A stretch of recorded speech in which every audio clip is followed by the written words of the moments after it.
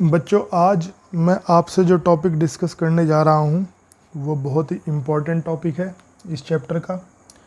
Topic का नाम है संधारित्र का सिद्धांत, प्रिंसिपल ऑफ कैपेसिटेंस। पहले समझते हैं कैपेसिटेंस क्या होता है। इससे भी पहले हम एक बात समझते हैं सॉरी, मैंने आपको समझाया था कि जब हम किसी चालक को आवेश देते हैं तो वह आवेश उस चालक के पृष्ठ पर पहुंच जाता है।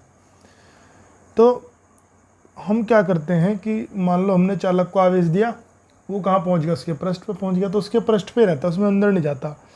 तो चालक का प्रयोग किया जाता है आवेश इकट्ठा करने के लिए। तो वही मैंने यहाँ पे लिखवाया हुआ है कि आवेश का संचय, संचय मतलब इकट्ठा, आवेश का संचय करने के लिए हम चालक का प्रयोग करते हैं।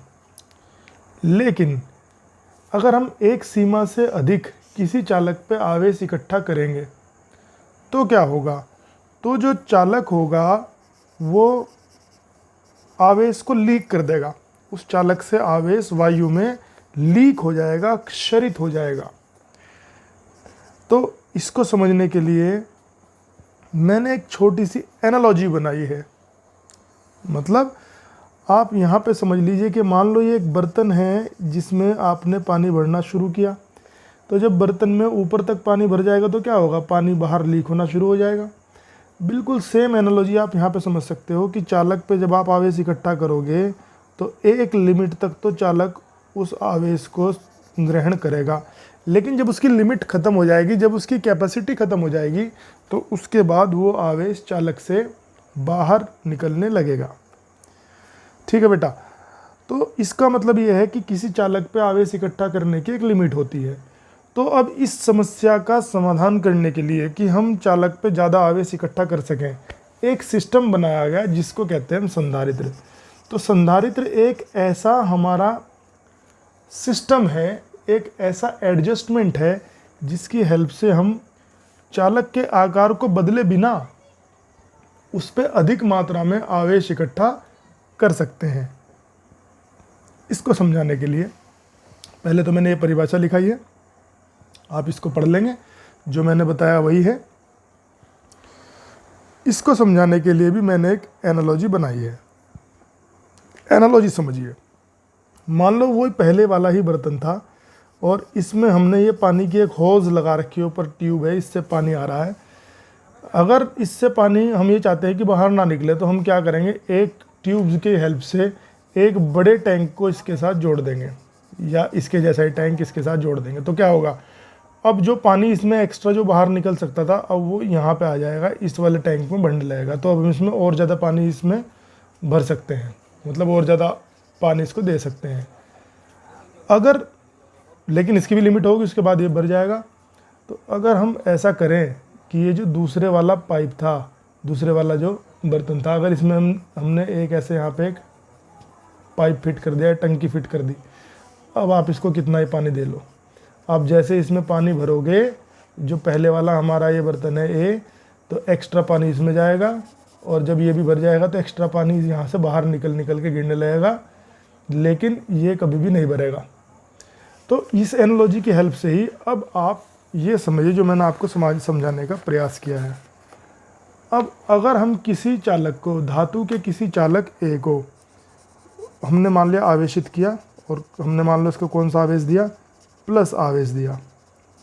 ये किसी भी शेप का हो सकता है, इसलिए मैंने ये रैंडम शेप इसकी चूज़ कर ली। अब मान लेते हैं ये हमारा चालक है। तो पहले केस में तो ये वाली स्थिति थी कि भाई चालक को हमने पूरा आवेश दिया और वो उससे बाहर निकलने लगा। ठीक है, उससे बचने के लिए हमने क्या किया, उससे बचने के लिए ये वाला केस था, इससे बचने के लिए क्या करा, उसके साथ ट्यूब जोड़ के एक और जोड़ दिया। हम यहाँ पे क्या करते हैं, हमने इस चालक के सामने हम एक और चालक रख देंगे बी। अब क्या होगा, अब ये होगा कि एक घटना होती है, उसको बोलते हैं विद्युत प्रेरण। शुरू में बताया गया था, विद्युत प्रेरण ये होता है कि जब किसी आवेशित चालक के सामने कोई अनावेशित वस्तु रख देते हैं, ये बी, इस पे आवेश नहीं था शुरू में, जैसे ही हमने इसके सामने रखा तो इसके आवेश के कारण इस पे आवेश उत्पन्न हो जाएंगे, इसको बोलते हैं प्रेरण। जब किसी अनावेशित वस्तु के सामने कोई चालक वस्तु रख देते हैं तो उस अनावेशित वस्तु पे भी आवेश उत्पन्न हो जाते हैं। इस घटना को क्या कहते हैं? प्रेरण। तो प्रेरण कैसा होता है? जैसे इसे प्लस आवेश है तो ये वाली जो वस्तु है इसके सामने तो यही वाला आवेश आ जाएंगे, इसके सामने से अपोजिट आवेश आ जाएंगे। कौन सा आवेश था? प्लस, तो यहाँ सामने कैसा आएगा? माइनस। और जो इसकी बैक वाली सरफेस है इस पर कैसे आ जाएंगे? प्लस आवेश आ जाएंगे। अब इससे होगा क्या कि जो प्लस का आवेश होता है उसको बोलते हैं हाई पोटेंशियल या उच्च विभव, और जो माइनस का होता है उसको बोलते हैं लो पोटेंशियल या निम्न विभव। पहली वस्तु का विभव कैसा था? हाई।